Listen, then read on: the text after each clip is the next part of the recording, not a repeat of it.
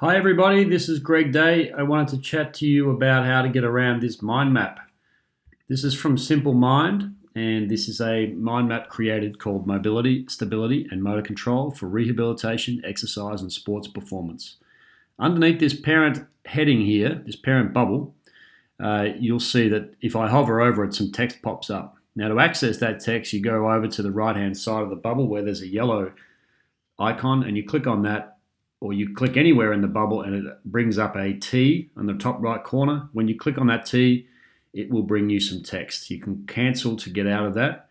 Scroll over using your mouse. You could expand the screen to larger size or smaller size using your trackpad or whatever your mouse options allow you to. And you'll come across some key bubbles that are called child bubbles underneath. Each one of these child bubbles will contain text or expansion dropout bubbles. You'll see that the reference tab, if you hover over it, will bring up a list of references. To access those, you click on the bubble and then click on the T, which will bring all the text up for you to access the names of those references. So let's go and have a look at some of these icons here. If we look at the What Are Your Goals tab, far left we have a triangle. You click on that and it expands, and it'll expand into key questions or key elements. So for example, the two key questions I ask after finding out someone's goals is typically related to them wanting to enhance their performance in some way. And I'm asking, well, what is required for that to occur, or what is required for performance? And so if I was to click on what the examples are to enhance performance, we might find that there are 4 or 5 different ways for people to think about it as a professional. We want to change how they move. We want to change their coordination of muscles and nervous system. We want to bring them up to a level of competency, and then we want to expand their capacity to move. Here's an example of a picture that can be inserted into a bubble. If you double click on that, it opens up and you can view it more clearly.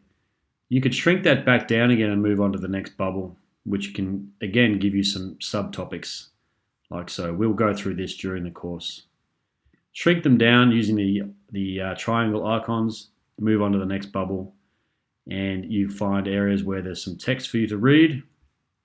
And here you'll find some links to the web, which if you were to click on those, will open a web page, for example.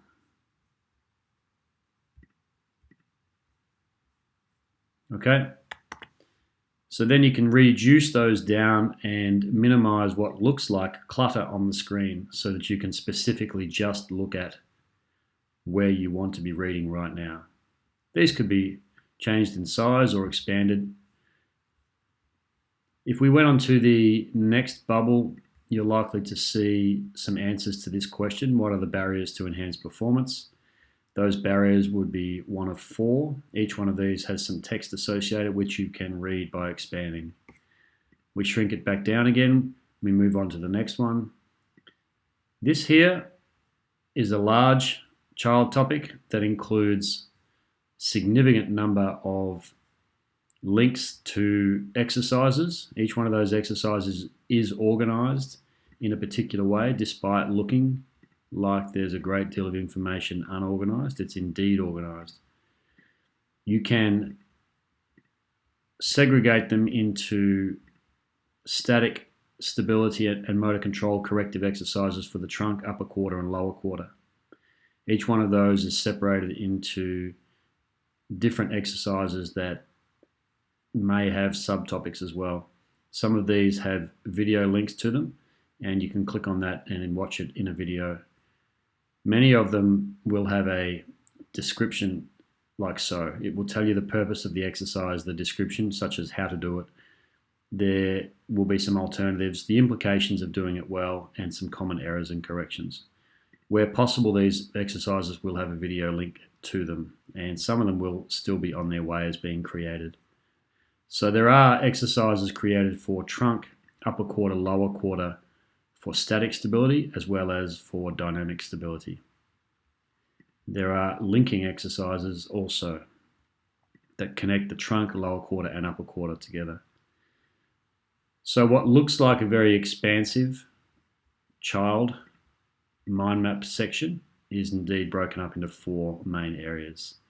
you'll see that there is a bubble sitting out here on its own. If you're looking to go straight to exercises, clicking on that will reveal where the exercises lie. They lie in bubbles 2 and 3 of this specific question, which I will now reduce down.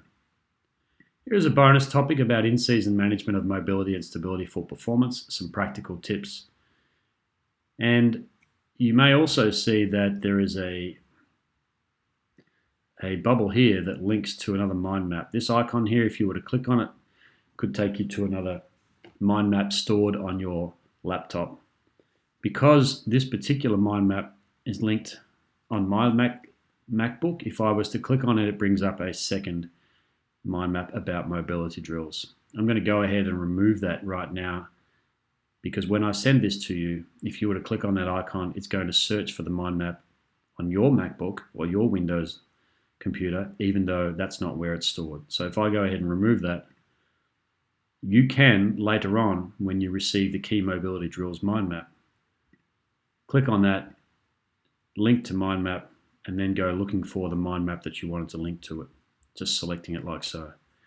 You could, if you wanted to, link any of these to an external link or an external web page by pasting it into there, testing it, etc. If you make a mistake, you can easily remove it using that way through there.